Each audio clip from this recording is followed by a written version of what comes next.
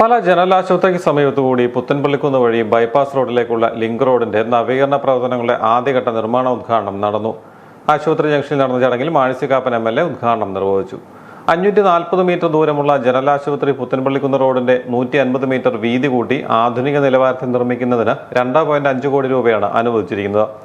Road bypass വരെ എത്തിക്കുന്നതിന് 25 കോടി രൂപ കൂടി അനുവദിച്ച് നടപ്പാക്കുമെന്ന് MLA പറഞ്ഞു. ഈ ആശുപത്രിയുമായി ബന്ധപ്പെട്ട് വരുന്ന രോഗികളുടെ ഇവിടെയുള്ള വാഹന ഉടമകളുടെ നിരന്തരമായ ഒരാവശ്യമായിരുന്നു ഈ റോഡ് എന്നുള്ളത്. ഈ റോഡ് ഇവിടെ കൊണ്ട് നിർത്തുകയല്ല, ഇതിപ്പോൾ 2.5 കോടി രൂപയെ അനുവദിച്ചിട്ടുള്ളൂ. 25 കോടി രൂപയും കൂടെ അടുത്ത ഗവൺമെൻറ് കാലത്ത് അനുവദിച്ച് ബൈപ്പാസിലേക്ക് ഈ റോഡ് ചേർക്കും എന്ന് പറയാൻ ഈ അവസരം ഞാൻ ഉപയോഗിക്കുകയാണ്. നിങ്ങളുടെ ഏവരുടെയും അനുഗ്രഹത്തോടും ആശീർവാദത്തോടും കൂടി ഈ 2.5 കോടി രൂപയുടെ നിർമ്മാണ പരിപാടികൾ ഉദ്ഘാടനം ചെയ്ത് ഞാൻ പ്രഖ്യാപിച്ചുകൊടുക്കുന്നു.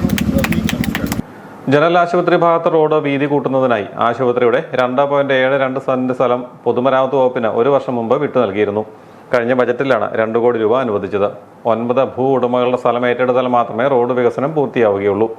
നൂറുകണക്കിന് ആളുകൾ ദിവസവും കടന്നു പോകുന്ന റോഡിലെ വളവുകളും കയറ്റിറക്കങ്ങളും വീതി കുറവും മൂലം വാഹനയാത്ര ഏറെ ദുരിതപൂർണമായിരുന്നു.